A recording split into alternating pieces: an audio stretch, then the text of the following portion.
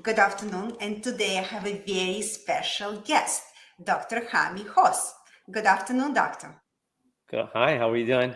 Nice to be And here. I'm so honored to introduce him not only as an orthodontist who practiced for 30 years, and also author of the book what you see on the screen, on a screen. I have to always, yes. And also, he is a founder of the company called Supermouth.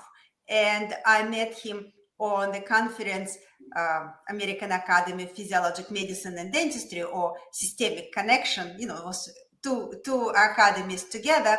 And I was impressed with the beautiful design and smart product what he come up, like a custom product for every stage of life, but you can take care about your mouth. And we're going to talk a lot about probiotics and prebiotics, what's so close for my heart at this moment.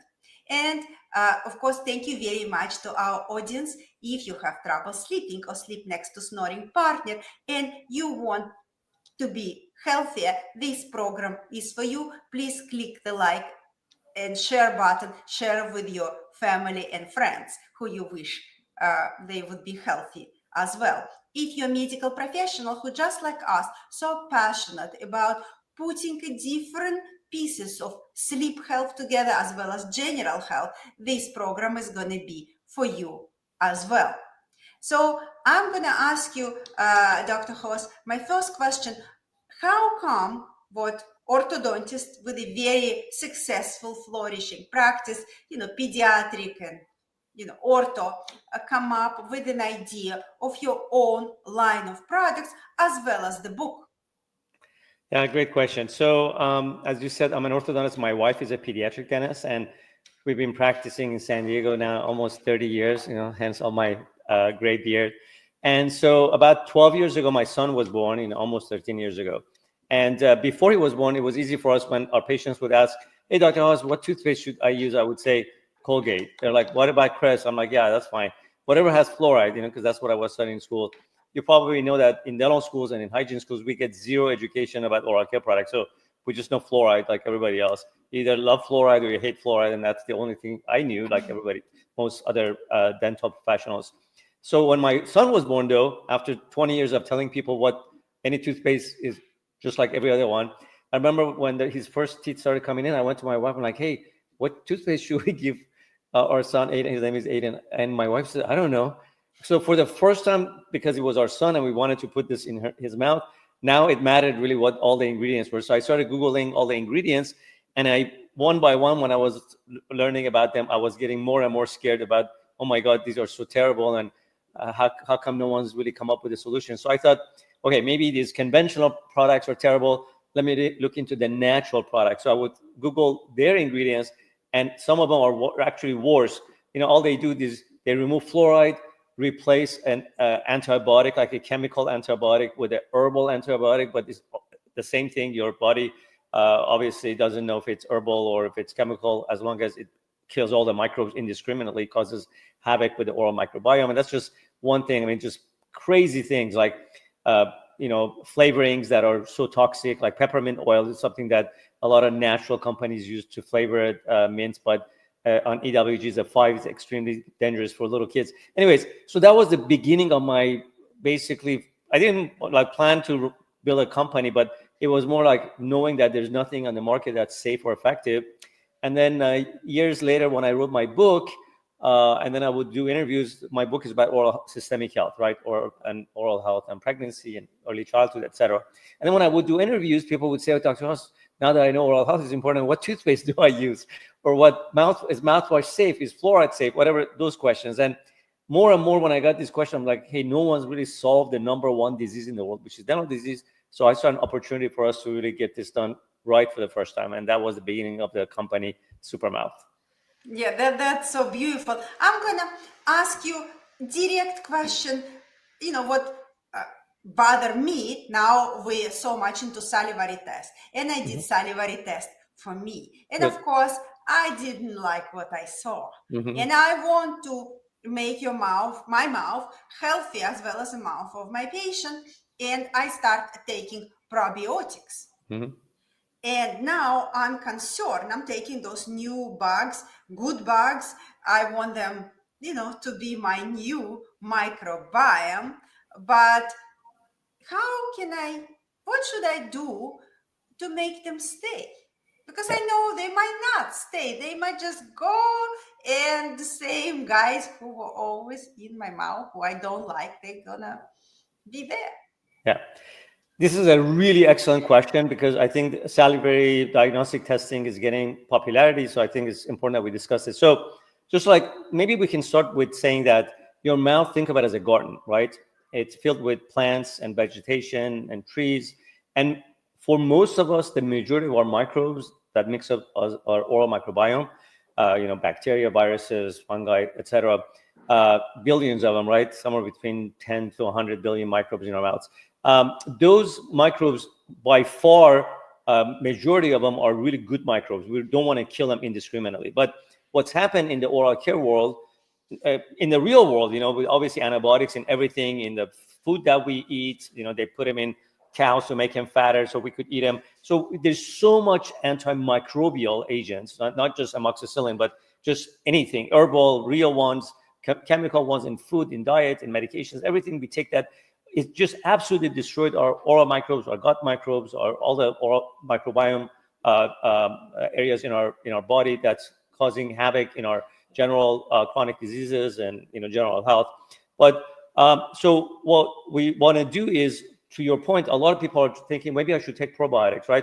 We've been killing our microbes for so long. Maybe I should add microbes, which makes sense. However, just to your point, if that's only really works if you do a salivary testing first of all, like you've been doing, and then like you said, my mouth's microbes are obviously very different than yours, than my wife's and my son's. It's literally like a thumbprint, Then yes.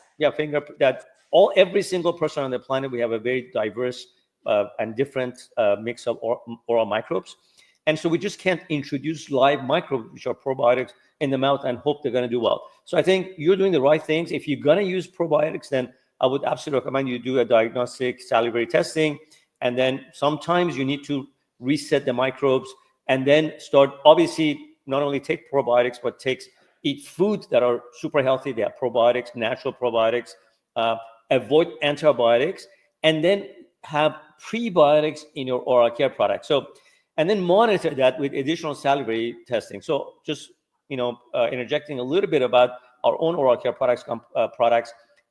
We have hundreds of dentists and hygienists across the country that do salivary diagnostic testing and use Supermouth products as part of their treatment.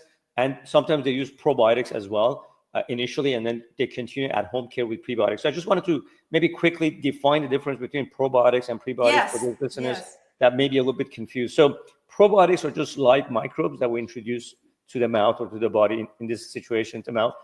Now, in theory, it makes sense that, hey, we've studied these probiotics, they work great, but most of these studies have been in isolation. And just to your point, just because they do good in one environment, again, going back to that garden analogy, if we have a beautiful garden and we just plant few things or just put some seeds, it may or may not grow there. If it's a terrible garden, maybe we want to really emphasize the growth of those plants, i.e. probiotics. And so I think our probiotics definitely have a place, especially if they're being diagnosed and monitored by salivary testing and someone who's experienced. And again, there are hundreds of people who use our products are getting incredible results. Like they're getting microbes like FN and PG going from extreme levels to non-detectable levels just using Supermouth products, sometimes along with probiotics, sometimes not. But the difference is probiotics are, again, live microbes. Prebiotics are ingredients that feed good microbes and they selectively reducing the harmful microbes instead of antibiotics that kill everything indiscriminately. So what we want to do as a society, really, we'll talk about oral health, but that goes everywhere, but specifically about oral health, we want to avoid antibiotics at all costs, if possible. Obviously, if you have an acute infection, that's a different thing. We want to, thank God we have antibiotics. But for 99% of the time, and as a general rule, when we use oral care products, when we eat food, we want to avoid any antimicrobial ingredient, which, by the way, that also includes essential oils. For some reason, because we don't have a good educational institution when it comes to oral care products, these natural companies, because conventional ones were terrible, so they came up with these crazy ingredients. They add peppermint oil, eucalyptus oil, and they advertise it that we killed 99% of the germs with these micro, as if that's a good thing. Again, this is probably one of the biggest issues I see in our current model of dentistry, is that we either have the conventional products, which kill the microbes indiscriminately with antimicrobial ingredients, like chemical ones, and then we have even the natural ones. They think that's a good idea, and they do it with herbal ones, again, with these essential oils primarily. So we don't want to do either. We don't want to use antibiotics in our mouths or bodies unless we have an acute infection for a short period of time. We want to use probiotics in natural foods as much as possible, because that's a much better source of actually natural ingredients, the way our, evolution intended and the way it's been done for millions of years. And then we want to use prebiotics so again, going back to that garden, if we feed the healthy, flowers and trees, weeds just don't grow there. Again, this is not me saying it. Nature, arguably the most perfect food ever created is breast milk. And breast milk, the third most common ingredient in breast milk is prebiotics, actually. It's a group of ingredients called HMOs, after fats and lactose. So nature from day one introduces prebiotics to a baby, because not only it's feeding the cells that are developing, but also the microbes that are developing inside of the baby. But what examples of prebiotics you can give in a, food ingredients we can eat? Yeah, so one of my favorite ingredients, prebiotics, especially when it comes to oral health and oral care, is inulin. And so inulin is in chicory roots and many other natural vegetables. I love it also in oral care products, because other than probiotics, like we talked about, they're reserved if you want to do salivary testing. It's more of it's a treatment for a particular disease, specific bacteria in the mouth. Prebiotics, on the other hand, we should be using them in toothpaste, mouthwash, floss every day, all the time. We should be giving it to our kids or adults, because they feed our own microbes and they make my healthy microbes thrive, and Yes. they selectively reduce those. So that's an example. Inulin is one of my favorite ones. The other ones that I really like. But chicory roots, I'm sorry to interrupt. Please. Besides chicory roots, can you give us that examples of food what contain inulin? Yeah, so that's one. But natto is another ingredient that has, or food from Japanese, that has not only vitamin K2, which is one of my favorite vitamins. That, because again, your mouth obviously you need more than prebiotics. You need calcium, you need calcium absorption, vitamins like D and K2. So I drink myself kefir, like some people pronounce it kefir. Which is like, or yogurt, I guess, which is packed with probiotics, but also has prebiotics, vegetables. Remember, everything that's not processed, right? Anything that has, it's naturally out. And I know there's like a lot of variety of what people recommend for foods. I always recommend, and because they've done studies, again, this goes back maybe a century ago. Doesn't really matter to me. This is my opinion. Another opinion, based on the studies that I've read, is it's not as important what you eat, is important what the source of it is. In other words, you could eat meat if you like meat. If you can have vegetables, you can have dairy, as long as they're not processed. The meat is grass-fed.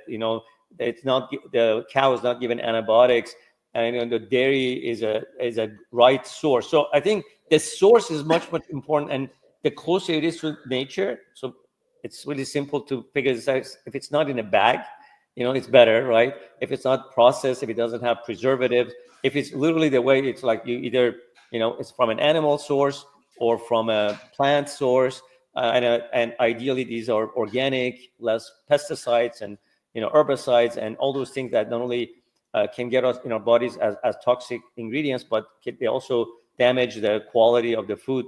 Like the soil, if these soils have been fertilized, with chemicals for all this time, obviously it reduces the beneficial nutrients of whatever plants or trees or fruits that are going to grow in there. So I was going to say one more, since you asked about prebiotics. The other groups of prebiotics that I love in oral care products are what they call sugar alcohols, which is a terrible name because it doesn't have neither sugar or alcohol, but like xylitol, erythritol. These again come from various fruits. They're like natural sweeteners. Not only they taste good, but what they do is they have a prebiotic effect. So what they do, basically, the way prebiotics works is it there was a systematic review of over 200 studies on xylitol, and it showed that not only it increases pH, which is so our mouth. If you another factor, huge factor for a healthy mouth is having the right pH of the mouth. For example, when you drink coffee, it's my coffee. So the pH of the mouth drops below 5.5, and as soon as that happens, we get demineralization of enamel, and the harmful microbes, those weeds, they thrive in that environment. And so as soon as we raise the pH back to neutral, which you can do with oral care products that are alkaline, like mouthwash, a safe and effective mouthwash or mouth spray, then helpful microbes can thrive in alkaline environment or neutral environment. So anyway, so there's just so many factors, and that's one of the reasons why we founded our company, because you can't go to like online or go to a grocery store and figure all this out on your own, on what age you are, what risk factor you have, what's the pH. But we do that in our oral care product company. We do an oral care assessment. We find out how old you are, what your risk factor is, what your preferences are, and then we make custom recommendations with oral care products that are incredibly safe, incredibly effective. They're fun, they're innovative, they taste good, to make it a positive association with your oral health as well.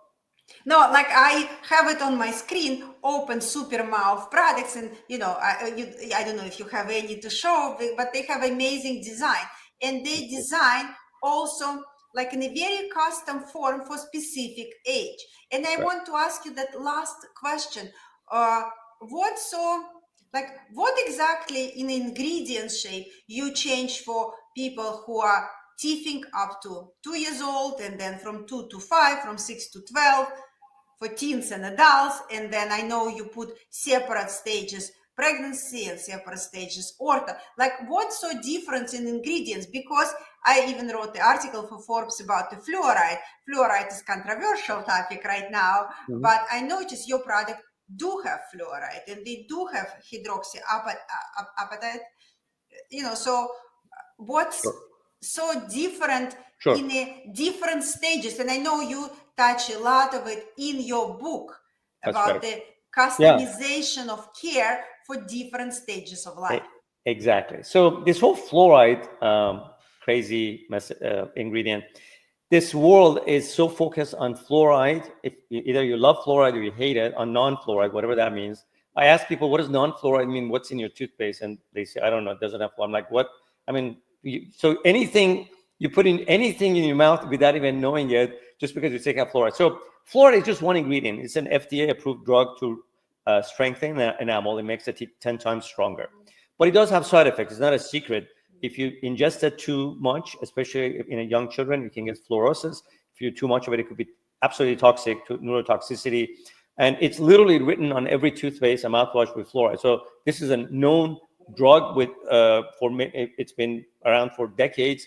But what really bothers me about fluoride versus non-fluoride discussions is that people focus on this one ingredient. And by the way, if for your listeners and yourself, if you want an unbiased source for safety of ingredients, you can go to EWG.org, Environmental Working Group.